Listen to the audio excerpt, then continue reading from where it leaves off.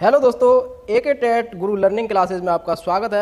आज फिर लाए हैं नए मॉडल नए प्रैक्टिस सेट को। आइए शुरू करते हैं। निर्देश। प्रश्न संख्या 1 और 2 निम्नलिखित गद्यांश को ध्यानपूर्वक पढ़कर पूछे गए प्रश्नों के उत्तर दीजिए।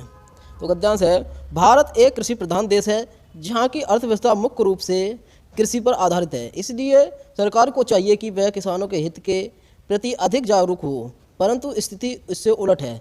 सबकी भूख मिटाने वाला किसान स्वयं भूखा है, पीड़ित है। सरकारी नीतियां नित्य उसके कष्टों की वृद्धि का कारण बन जाती हैं।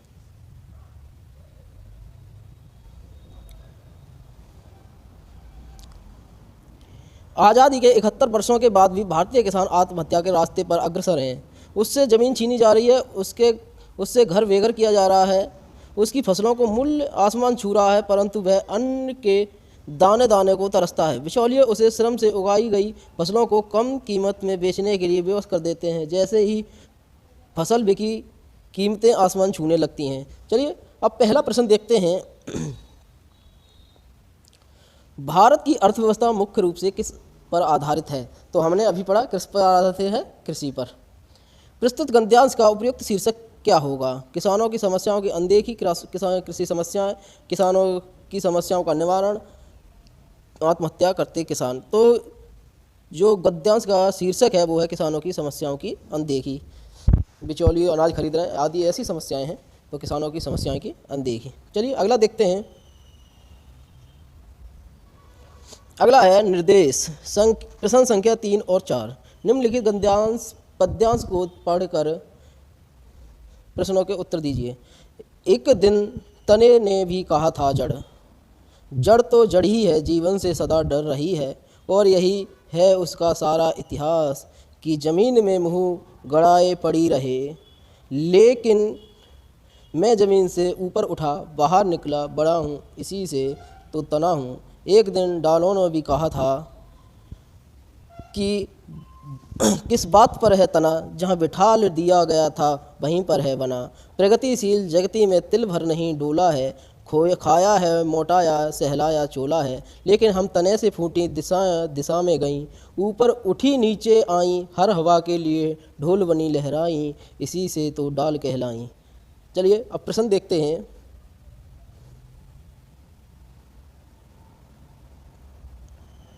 तो प्रश्न है, पद्यांश के अनुसार जीवन से सदा कौन डरी है? पत्तियां, डाल, जड़, जमीन। तो पद्यांश में जड़ को डराया हुआ बताया है। चलिए अगला पढ़ते हैं। पद्यांश के अनुसार दिशा दिशा में कौन लहराएं? पत्तियां, डाल, जड़, इनमें से कोई नहीं। तो डाल कहाँ पर लहराएं? दिशा दिशा में। अब उसमें पद्यांश में देखा डाल कह रही हैं, तने से हम दिशा दिशा में लहराए हैं। चलिए अगला क्वेश्चन देखते हैं। रानी केतकी की कहानी के लेखक हैं सदा सुखलाल, लल्लू लाल, ईसा अल्लाह खां, माधव मिश्रा। तो रानी केतकी की कहानी के लेखक हैं ईसा अल्लाह खां। अजातशत्रु किस विधा की रचना है? कहानी, नाटक, उपन्यास, संस्मरण। तो अजातशत्रु है नाटक। चलिए अगला देखते हैं। निम्न में द्रव्यवाचक संज्ञा नहीं है। जल, दूध, पुस्तक, लोहा। तो द्रव्यवाचक वो होती है गैस, तोला जा सके, मापा जा सके, ऐसे नामों को हम क्या कहेंगे? द्रव्यवाचक संज्ञा। लेकिन पुस्तक क्या है? जिसे पढ़ते हैं ज्ञान पाते हैं। चलिए अगला क्वेश्चन है, अरे मानव गिर पड़ी। अरे मानव गिर पड़ा किस प्रकार का वाक्य है? विस्मयवादी बोधक, संदेहवाद वाचक, विधानवाचक, इच्छावाचक। तो इसमें विस्मयादक चिन्ह है, तो अरे वो ये चिन्ह आ जाए तो विस्मयादि। चलिए अगला क्वेश्चन देखते हैं। पयोधी किसका पर्यायवाची है? जल, समुद्र, नदी, बादल।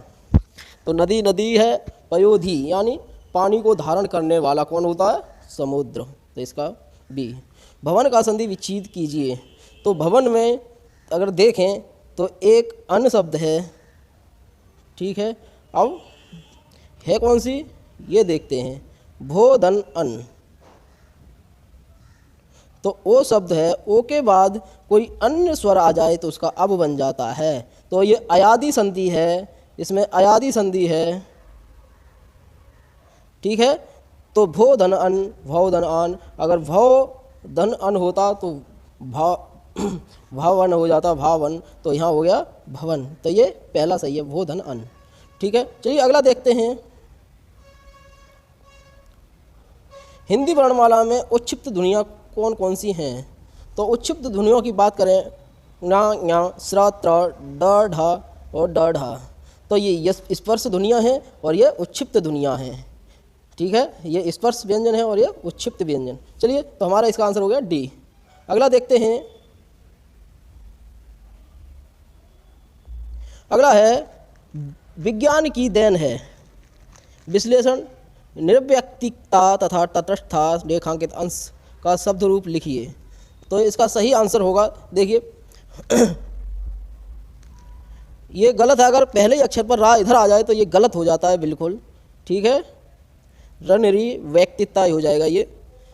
बी है निर्व्यक्तिकता और यह है निर्वैरव्यक्तिकता, तो हम निर लगाएंगे, निर्वैयक्तिकता होगा। तो निर यहाँ पर आ रहा है और कहीं नहीं आ रहा है, निर उपसर्ग है, तो यहाँ पर आ रहा है निवैर और यहाँ आ रहा है निवैरिक। ठीक है, तो यहाँ आ रहा है, तो हमारा दूसरा सही है। चलिए अगला देखते हैं।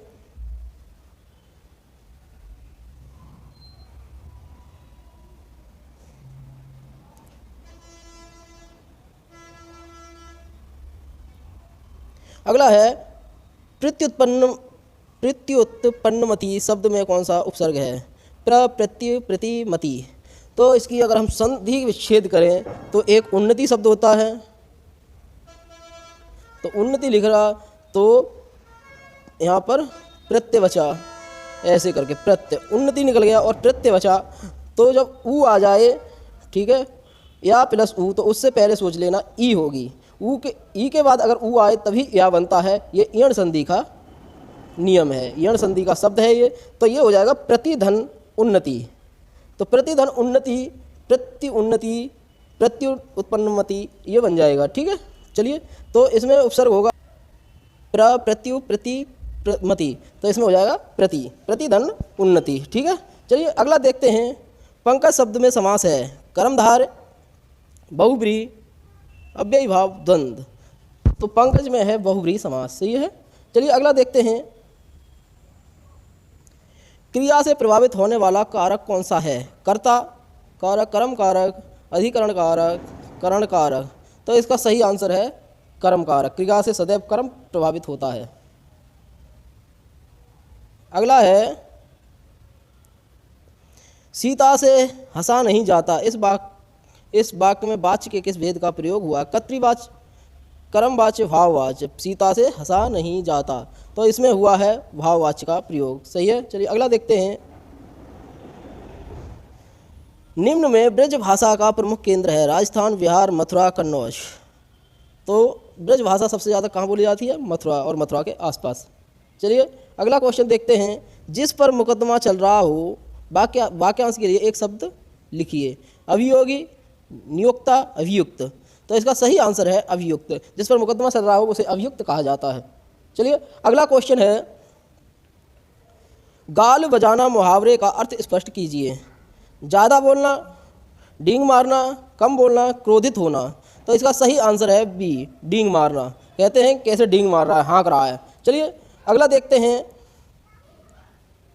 अद्भुत रस का स्थायी भाव क्या हो?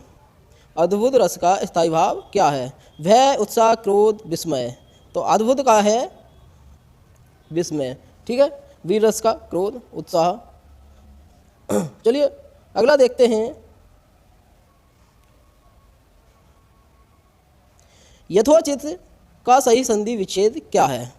यथा धन उचित, यथा उचित, यथा धन उचितम, यथोधन उचितम। तो इसका पहले तो इतना ध्यान रखना कि कोई शब्द ये गलत नहीं लिखेगा, ठीक है, क्योंकि अगर बाद में बिंदी आ रही है तो संधि विच्छेद में बिंदी लिखनी चाहिए, ये बिल्कुल सही होना चाहिए। तो इन्हें दोनों काट दीजिए पहले तो, ठीक है। लेकिन उचित शब्द होता है, हमें पता है, ठीक है, हिंदी में अगर हमें पता है उचित शब्द है, इसमें उचित एक ये शब्द है और एक ये शब्द है। और यथा शब्द होता है तो यथा उचितम, तो ये हम काट देते हैं, ये भी काट देते हैं, ये हम काट देते हैं। ये गुण संधि है, गुण संधि का रूप है यथा धन उचितम। आ के बाद ई आए तो आ के बाद ऊ आए तो ओ हो जाता है, ई आए तो ओ हो जाता है, ई आए तो ए हो जाता है। ठीक है, तो इसमें ऊ आया है तो ओ हो गया यथोचितम गुण संधि में। चलिए अगला देखते हैं। देव गति का सही समास विग्रह है। देवानाम गति, देवस्य गति, देवयो गति, देवेशु गति, तो यहाँ हो गया देवस्य गति ही, बिल्कुल सही आंसर है बी। चलिए अगला देखते हैं। श्रद्धा मतुम ज्ञान लभते रेखांकित अंश का शुद्ध रूप क्या है? श्रद्धावान, श्रद्धाम तुम, श्रद्धा तुम, श्रद्धवत, तो इसका सही आंसर होगा श्रद्धवान। जब मतुम प्रत्यय लग जाता है तो हमें श्रद्धावान हो जाता है। ठीक है, चलिए अगला देखते हैं। नृपा बाल्यात डॉट डॉट वृद्धोपसेवी विनयशीला चा आसीत एव अपि तत्र अत्र, तो नृपा बाल्यात एव वृद्धोपसेवी विनयशीला चा आसीत, तो इसका पहला हो जाएगा। सही है, चलिए अगला देखते हैं। तदा डॉट डॉट समारोह हरम्बे कश्चन विद्वान संकल्पवाचनम करोति, संकल्पवाचनम करोति, तो इसका हो जाएगा एव न कदा यदा, तो इसका होगा तदा एव समारोह हरम्बे कश्चन विद्वान संकल्पवाचनम करोति, तो इसका ये पहला सही हो जाएगा। चलिए अगला देखते हैं। कक्षायाम स्थिति यते छात्रयो छात्रई छात्रेषु छात्राणाम, तो इसका सही आंसर हो जाएगा बी छात्रई, कक्षायाम छात्रई स्थियते। चलिए अगला है पत्रम लिखावा। अहम पत्रम लिखावा, आवाम पत्र लिखावा, वयम पत्रम लिखावा, त्वम पत्रम लिखावा, तो इसका हो जाएगा आवाम पत्रम लिखावा, हम दोनों पत्र लिखते हैं। चलिए अगला देखते हैं।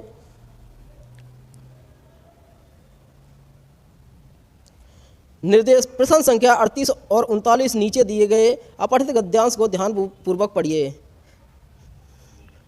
पूछे गए प्रश्नों को उत्तर दीजिए। गंगा सर्वसां नदीनां श्रेष्ठा अस्ति, सा लोकत्रयस्य कल्याणकारी अस्ति, गंगा भारतवर्षस्य प्राचीना पुनीता च नदी मन्यते, सा भौतिक सुख दृष्टया आध्यात्मिक सुख दृष्टया च कल्याणप्रदा, यह गंगायां प्रति पूर्णरूपेण समर्पितो भवति, तस्य जीवनं धन्यं भवति इति।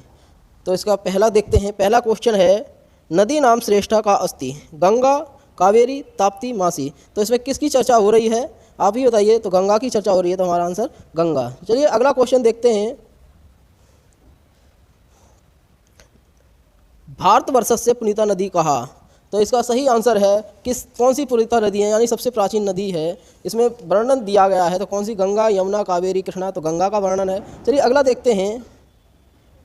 निर्देश प्रश्न संख्या 40 नीचे दिए गए अपठित पद्यांश को ध्यानपूर्वक पढ़कर पूछे गए प्रश्न का उत्तर दीजिए। सुपर्णनम सदैव वास्ति खाद्यान्न भाण्डम, नदीनां जलम यत्र पीयूषु तुल्यम, इयं स्वर्णवस्थावति शस्यै धैर्यं, क्षितौ राजते भारत स्वर्ण भूमि, तो इसका 40 में का आंसर है भारतस्य किम सदैव सपूर्णम, खाद्यान्न भंडारम, धन भंडारम, जल भंडारम, मृत्तिका भंडारम, तो मृत्तिका मानी होती है मिट्टी का भंडार, लेकिन यहाँ कहाँ किया दिया है? खाद्यान्न भंडारम। चलिए अगला देखते हैं।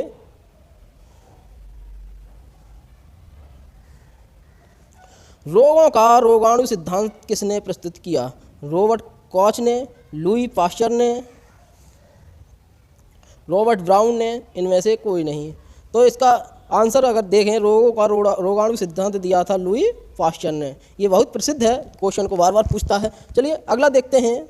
दाएं निलय से अशुद्ध रुधिर किस अंग में जाता है? फेफड़ों में, शरीर में, बाएं निलय में, इनमें से कहीं नहीं। तो ये फुस्फीय धमनी जो होती है, फुस्फीय धमनी, वो हमारे रक्त को, गंदे रक्त को, अशुद्ध रक्त को फेफड़ों में भेजती है शुद्ध करने के लिए। तो कहाँ जाता है? फेफड़ों में। चलिए अगला क्वेश्चन देखते हैं। मनुष्य में घेंगा रोग किस खनिज लवण की कमी से होता है? लोह तत्व, आयोडीन, कॉपर, इनमें से कोई नहीं। तो ये काफ़ी प्रसिद्ध है आयोडीन। चलिए अगला देखते हैं। गेहूं की उन्नत किस्म का नाम बताइए। तो गेहूं की उन्नत किस्म का नाम है सोनालिका, कल्याण सोना, IR21, इनमें से कोई नहीं। तो सोनालिका बहुत प्रसिद्ध नाम है। चलिए अगला क्वेश्चन देखते हैं।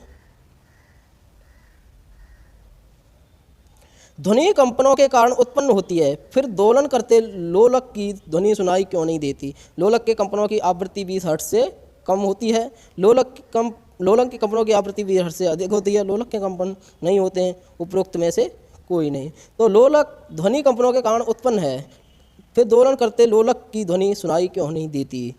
तो ये इसलिए सुनाई नहीं देती है क्योंकि हमारे कानों को 20 हर्ट्ज से 20,000 हर्ट्ज तक की ध्वनि सुनाई देती है। उससे ज़्यादा की अगर ध्वनि सुनेंगे तो हमारे कान खराब हो जाएंगे, उससे कम की ध्वनि सुनेंगे तो हमें सुनाई नहीं आएगा। इसीलिए तो हमारा पहला बिल्कुल सही है। लोलक के कंपनों की आवृत्ति 20 हर्ट्ज से कम होती है। अगर इससे ज़्यादा होती तो हमें सुनाई देती, लेकिन इससे कम होती है, इसलिए हमें सुनाई नहीं देती।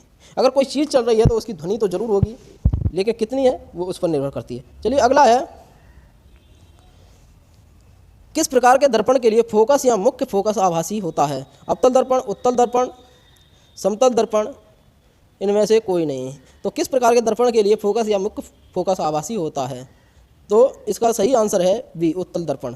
ठीक है, चलिए अगला देखते हैं, धातुओं के गलनांक से आप क्या समझते हैं? धातुओं के गलनांक से आप क्या समझते हैं? वह ताप जिस पर कोई द्रव जमता है, वह ताप जिस पर कोई धातु ठोस द्रव अवस्था में परिवर्तित होती है, वह ताप जिस पर कोई धातु ठोस गैस अवस्था में परिवर्तित होती है, उपरोक्त में से कोई नहीं। तो इसका सही आंसर है बी, वह ताप जिस पर कोई धातु यानी ठोस द्रव अवस्था में परिवर्तित होती है। चलिए अगला देखते हैं,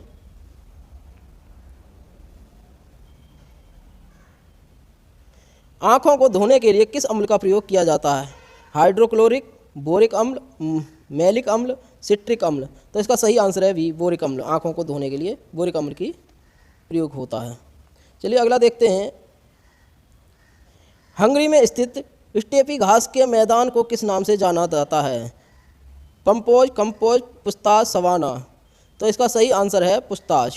नर्मदा नदी का उद्गम स्थल किस भारतीय राज्य स्थित में है? तो इसका मध्य प्रदेश के अमरकंटक से नर्मदा नदी का उद्गम है। तो कौन से? मध्य प्रदेश के अमरकंटक से, तो ये मध्य प्रदेश। चलिए अगला देखते हैं, भारतीय राष्ट्रीय कांग्रेस संस्थापक किसे कहा जाता है? WC Banerjee, Irwin, A.O. Hume, George पुल। तो ये माना जाता है A.O. ह्यूम को। 1885 में इसकी स्थापना हुई थी कांग्रेस की A.O. ह्यूम द्वारा। ये कहाँ के थे? स्कॉटलैंड के थे। चलिए, धर्म सभा की स्थापना किसके द्वारा हुई? पांडुरंग स्वामी, D.K. कर्वे, राधाकांत देव, केशव चंद्र सेन।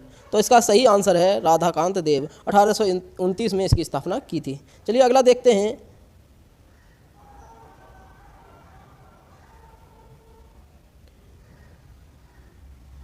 अगला है, भारतीय संविधान में उल्लिखित गणतंत्र व्यवस्था किस देश के संविधान से लिया गया है? Britain, France, US, Canada.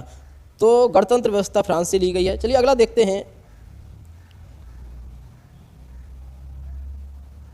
जब सूर्य से पृथ्वी की दूरी अधिकतम होती है तो इस स्थिति को क्या कहा जाता है? सूर्योच्च, सिजगी, अपसौर, अपसौर, अपसौर, अपसौर। इसे दो उदाहरण दे दिए गए हैं, तो ये बहुत कन्फ्यूजन वाला क्वेश्चन है, तो इसका आंसर होगा अपसौर, दोनों। चलिए अगला देखते हैं, केंद्रीय सांख्यिकी संगठन की स्थापना कब और कहाँ हुई थी? केंद्रीय सांख्यिकी संगठन की स्थापना कब और कहाँ हुई थी? तो इसका सही आंसर क्या होगा, आप कमेंट में जवाब दीजिए।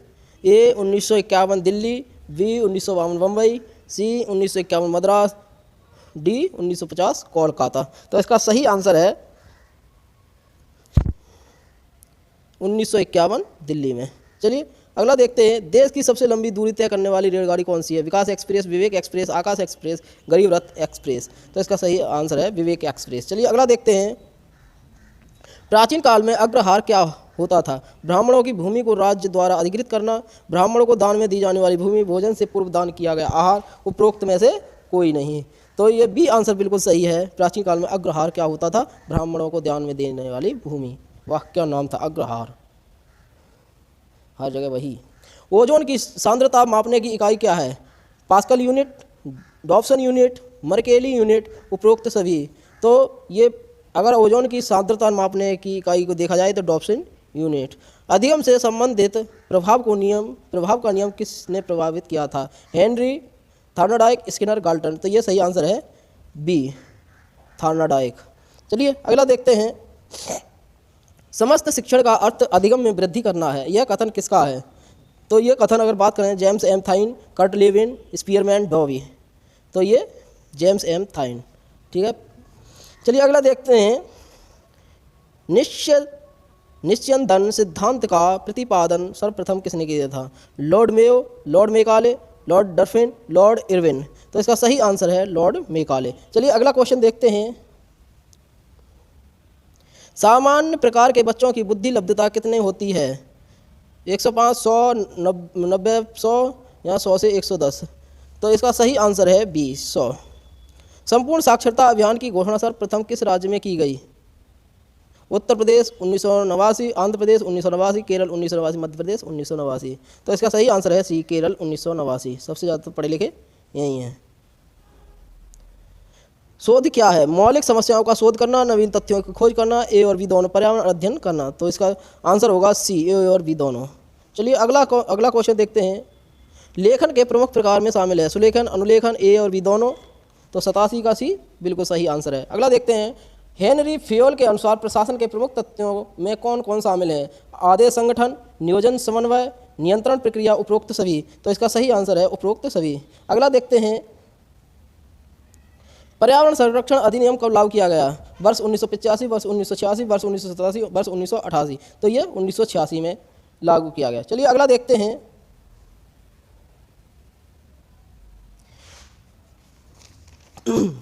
पौधों का विकास कृषि द्वारा, मनुष्यों का विकास शिक्षा द्वारा होता है। यह कथन किसका है? जॉन डीवी, लॉक, प्लेटो, अरस्तु। तो इसका सही आंसर होगा लॉक, हरलॉक। इनका नाम पूरा नाम है हरलॉक। ठीक है। बालकों की अभिक्षमता के विचार को जानने हेतु कौन सा परीक्षण किया जाता है? तो अभिक्षमता परीक्षण, व्यक्तित्व परीक्षण, बुद्धि परीक्षण, शाब्दिक परीक्षण। तो इसका सही आंसर है अभिक्षमता परीक्षण। चलिए अगला क्वेश्चन है। व्यक्ति अपनी बुद्धि, प्रेरणा, अभिरुचि आदि के संदर्भ में भिन्न होते हैं। यह सिद्धांत किससे संबंधित है? अभिप्रेरणा से संबंधित है, अधिगम से संबंधित है, वैयक्तिक भिन्नता से संबंधित है, उपरोक्त सभी। तो इसका आंसर होगा सी, वैयक्तिक भिन्नता से संबंधित है। व्यक्ति अपनी बुद्धि, प्रेरणा, अभिरुचि आदि के संदर्भ में भिन्न है, तो भिन्नता का ही सिद्धांत होगा। चलिए अगला देखते हैं। डेविड कोल्ब के अधिगम का तरीका क्या है? सादृश्य मूलक, सहानुभूति मूलक, अनुभूति मूलक, उपरोक्त सभी। तो इसका सही आंसर क्या है? अनुभूति मूलक। डेविड कोल्ब का अधिगम का तरीका क्या है? अनुभूति मूलक। अगला है। किसने मनोविज्ञान को क्रियाओं का विज्ञान कहा है? स्किनर, गाल्टन, वुडवर्थ, अरस्तु। तो इसका सही आंसर होगा सी, वुडवर्थ द्वारा। चलिए अगला देखते हैं।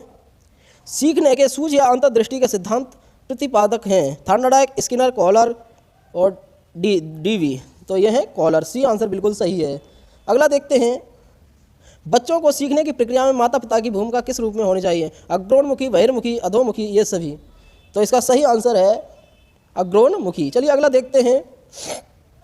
बालक की पढ़ाई के अनुकूल वातावरण तैयार करने वाले किन्हीं 3 मूल तत्वों का नाम बताइए? परिवार, समाज, विद्यालय, ये सभी। तो ये सभी। चलिए अगला देखते हैं। दूरस्थ शिक्षा का महत्वपूर्ण संसाधन किसे माना जाता है? अध्ययन सामग्री, मुद्रित सामग्री, श्रव्य दृश्य सामग्री, कंप्यूटर। तो इसका सही आंसर है कंप्यूटर। जब हम दूरस्थ शिक्षा लेंगे तो कंप्यूटर द्वारा ही पढ़ेंगे, इंटरनेट द्वारा। सीखने के नियम प्रतिपादक? Thorndike, Skinner, Kohler, Guilford. तो ये सीखने के नियम दिए हैं थॉर्नडाइक ने, शिक्षा मनोविज्ञान के जनक थॉर्नडाइक। अगला क्वेश्चन देखते हैं। शारीरिक रूप से अक्षम बच्चों को सामान्यता होता है? Dyscalculia, dyslexia, dysgraphia. इनमें से कोई नहीं। तो ये डिस्ग्राफिया, लेखन संबंधी कोई बुराई है तो डिस्ग्राफिया। शारीरिक रूप जब ही लिख नहीं पाएगा जब से शारीरिक रूप से परेशान होगा। अगला है। केंद्र सरकार ने अक्टूबर 2017 में किस स्थान पर कछुआ अभ्यारण्य की स्थापना की घोषणा की है? इलाहाबाद, झांसी, कानपुर, वाराणसी। तो इसका सही आंसर है इलाहाबाद। चलिए अगला क्वेश्चन देखते हैं।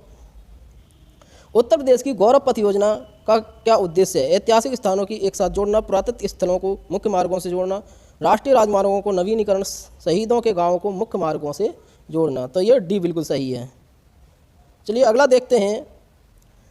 Uttar Pradesh secondary educational board से संबंधित सभी स्कूल एवं कॉलेजों में सत्र 18-19 में किस पाठ्यक्रम की किताबों की शुरू की जाएंगी? सीबीएसई पुस्तकों का प्रारंभ, यूपी बोर्ड की पुस्तकों को पाठ्यक्रम में शामिल किया जाना, एनसीईआरटी की पुस्तकों को प्रारंभ किया जाना, उपरोक्त में से कोई नहीं। तो इसका सही आंसर है सी, एनसीईआरटी की पुस्तकों को प्रारंभ किया जाना। चलिए अगला क्वेश्चन देखते हैं।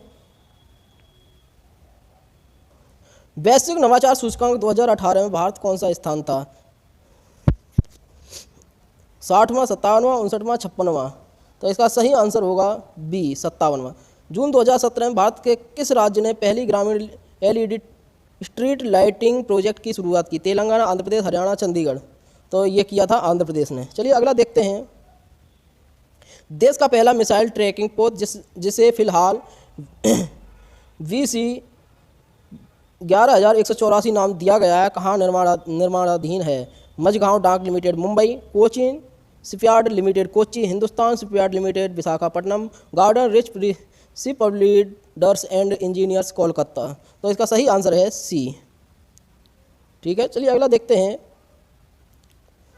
निम्न में से किस देश की कैबिनेट में हिंदू मंदिरों में बलि दिए जाने पर रोक लगाने के प्रस्ताव को मंजूरी प्रदान की? भारत, नेपाल, मालदीव, श्रीलंका। तो इसका सही आंसर है डी, श्रीलंका। चलिए अगला क्वेश्चन देखते हैं। हाल ही में किस राज्य में स्वदेश दर्शन योजना के तहत पहली जनजातीय सर्किट योजना का उद्घाटन किया है? छत्तीसगढ़, नागालैंड, तेलंगाना, उड़ीसा। तो इसका सही आंसर है ए, छत्तीसगढ़। चलिए अगला देखते हैं। देश के सबसे पुराने न्यूक्लियर रिएक्टर का नाम है जिसे हाल ही में पहले से अधिक क्षमता के साथ 9 वर्ष बाद फिर से शुरू किया गया है? अप्सरा, तारा, मणिकरण, शक्ति। तो इसका सही आंसर है ए, अप्सरा। चलिए अगला है। 14-15 जनवरी 2019 को आयोजित होने वाली विश्व खाद्य सुपरमार्केट इंड्स फूड सेकंड का आयोजन कहाँ किया जाएगा? लखनऊ, नई दिल्ली, ग्रेटर नोएडा, भोपाल। तो इसका सही आंसर है ग्रेटर नोएडा। चलिए अगला क्वेश्चन देखते हैं। 17-18 सितंबर 2018 के मध्य किन दो देशों के मध्य संयुक्त सैन्य अभ्यास पाथा फ्रेंडशिप 2 2018 का दूसरा संस्करण होगा? भारत एवं चीन, चीन एवं नेपाल, भारत एवं भूटान, चीन एवं भूटान। तो इसका सही आंसर है चीन एवं नेपाल। विश्व माप विज्ञान दिवस कब मनाया जाता है? 15 मई, 16 मई, 18 मई, 20 मई। तो इसका सही आंसर है 20 मई। A rural manifesto realising India's future through her villages पुस्तक 2 दिसंबर 2018 को प्रकाशित हुई के लेखक कौन है? के विन मिशेल, चेतन भगत, वरुण फिरोज गांधी, शशि थरूर। तो इसके सही आंसर है वरुण फिरोज गांधी। चलिए अगला क्वेश्चन है। अंतर्राष्ट्रीय महिला दिवस कब मनाया जाता है? 5 मार्च, 15 अप्रैल, 11 जुलाई, 8 मार्च। तो इसका सही आंसर है डी, 8 मार्च को मनाया जाता है। चलिए अगला देखते हैं। HAL का विस्तारण है high alluvium land, Hindustan Aeronautics Limited, Hindustan air space land, Hindustan aluminium limited. तो इसका सही आंसर है बी, हिंदुस्तान एरोनॉटिक्स लिमिटेड। चलिए अगला देखते हैं। 14 दिसंबर 2018 को देश भर में हिंदी दिवस मनाया गया। संविधान निर्माताओं ने कब हिंदी को संघ की राजभाषा के रूप में घोषित किया है? 14 सितंबर 1950, 14 सितंबर 1955, 14 सितंबर 1949, 14 सितंबर 1976। तो इसका सही आंसर है 1949, 14 सितंबर 1949। चलिए अगला देखते हैं। अगला है। लोकायन 18 के अंतर्गत किस भारतीय समुद्री पोत ने पूरे विश्व का भ्रमण किया? INS Vikrant, INS तरणी, INS तरंगणी, INS Kamorta. तो यह है सी, बिल्कुल सही है, INS तरंगणी। अगला है। वर्ष 2018 में एशियाई खेलों का आयोजन कहाँ किया गया है? Jakarta Indonesia, Bangkok Thailand, Brunei, Kuala Lumpur. तो इसका सही आंसर है ए, जकार्ता इंडोनेशिया। चलिए अगला देखते हैं। सिली पॉइंट शब्द किस खेल से संबंधित है? Football, volleyball, tennis, cricket. तो इसका सही आंसर है क्रिकेट। भारत की प्रथम महिला मुख्यमंत्री कौन थी? सुचेता कृपलानी, मायावती, राबड़ी देवी, जयललिता। तो इसका सही आंसर है पहला, सुचेता कृपलानी, उत्तर प्रदेश। चलिए अगला क्वेश्चन देखते हैं। भारत का सबसे बड़ा नदी डेल्टा कौन सा है? गंगा नदी डेल्टा, महानदी डेल्टा, कृष्णा नदी डेल्टा, सुंदरवन डेल्टा। तो इसका सही आंसर है डी, सुंदरवन डेल्टा, भारत का सबसे बड़ा नदी डेल्टा। चलिए अगला देखते हैं। भारत में किस राज्य को विशेष राज्य का दर्जा किस फार्मूले के आधार पर दिया जाता है? Gujarat formula, Rajamannar formula, Gadgil formula, HN Kunzru formula. तो इसका सही आंसर है सी, गॉडगिल फार्मूला। चलिए अगला देखते हैं। जनगणना 2011 के अनुसार उत्तर प्रदेश का सर्वाधिक साक्षरता वाला जिला कौन सा था? कानपुर, गाजियाबाद, गौतम बुद्ध नगर, इलाहाबाद। तो इसका सही आंसर है सी, गौतम बुद्ध नगर। चलिए अगला क्वेश्चन देखते हैं।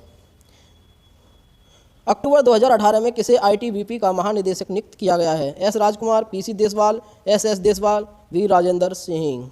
तो इसका सही आंसर है सी, SS देसवाल। अगला क्वेश्चन है। भारत के किस हवाई अड्डे का नाम वीर सुरेंद्र भाई के नाम पर रखा गया है? झारसुगुड़ा हवाई अड्डा, कोरापुट हवाई अड्डा, भुवनेश्वर हवाई अड्डा, उपरोक्त में से कोई नहीं। तो इसका सही आंसर है पहला, झारसुगुड़ा हवाई अड्डा। अगला क्वेश्चन है।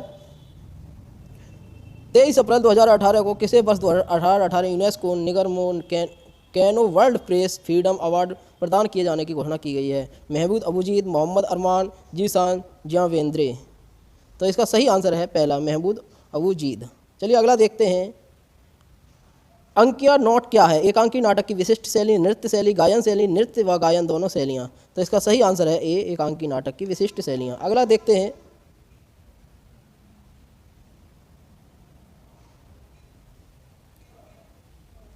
अगला है, रंगमंच के पर्दे के लिए यवनिका शब्द किस विदेशी संस्कृति का प्रभाव था? यूनानी, फ्रेंच, ब्रिटिश, आयरिश। तो इसका सही आंसर है ए, यूनानी। अगला है, स्वांग से क्या तात्पर्य है? ग्रामीण रंगमंच शैली, छद्म वेशभूषा, स्वयं के अंग वस्त्र, उपरोक्त में से कोई नहीं। तो इसका सही आंसर है ए, ग्रामीण रंगमंच शैली। चलिए अगला देखते हैं,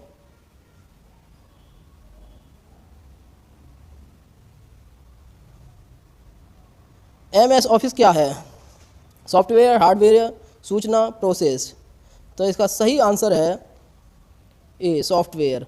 वर्तमान में विंडोज ऑपरेटिंग सिस्टम का कौन सा संस्करण प्रचलित है? Windows 7, Windows XP, Windows 8, Windows 10। तो इसका डी बिल्कुल सही है, विंडोज 10 प्रचलित है।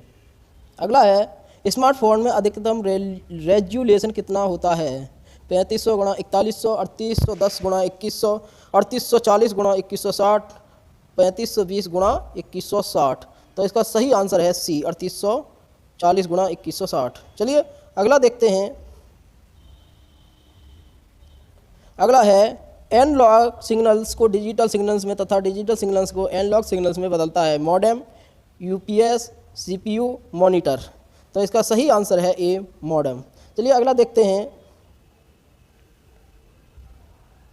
URL का पूरा नाम है universal resource locator, uniform resource locator, universal right location, इनमें से कोई नहीं। तो इसका सही आंसर है वी, यूनिफॉर्म रिसोर्स लोकेटर। अगला है, जीवन कौशल का आत्म तत्व क्या होता है? आत्म प्रवचना, आत्मलाप, आत्ममुग्धता, आत्मविश्वास। तो इसका सही आंसर है डी, आत्मविश्वास। जीवन कौशल का आत्म तत्व क्या होता है? ठीक है, तो क्या होता है? आत्मविश्वास। चलिए अगला देखते हैं,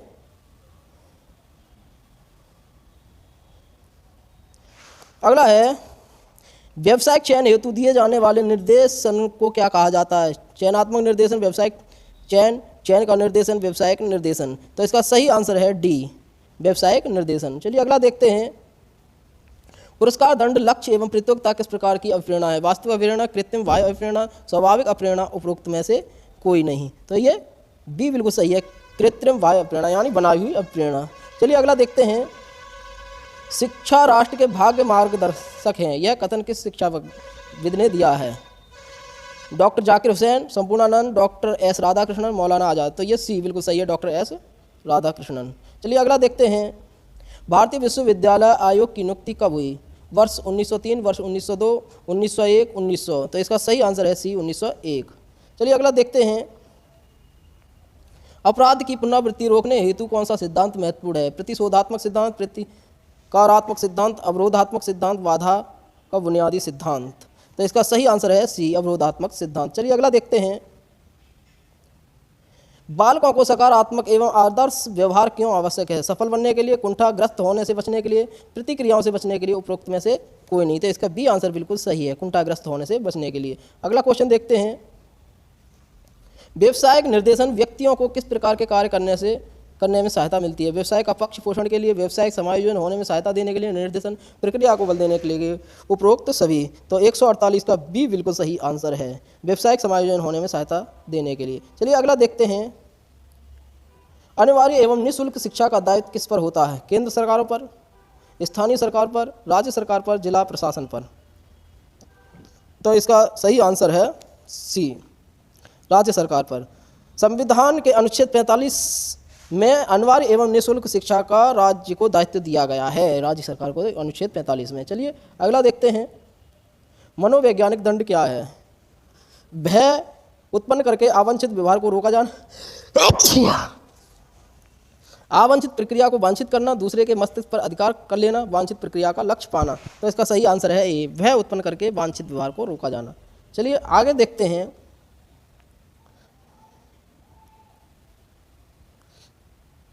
इतिहास का पिता कहा जाता है हेरोडोटस को। सिंधु सभ्यता प्रसिद्धि थी सुनियोजित शहर हेतु। सिंधु सभ्यता के लोगों का व्यवसाय व्यापार था। सिंधु वासियों का मुख्य फसल जौ और गेहूं था। हड़प्पा सभ्यता के बारे में जानकारी दी चार्ल्स मेसन ने। मोहनजोदड़ो एवं हड़प्पा की खुदाई के प्रभारी सर जॉन मार्शल।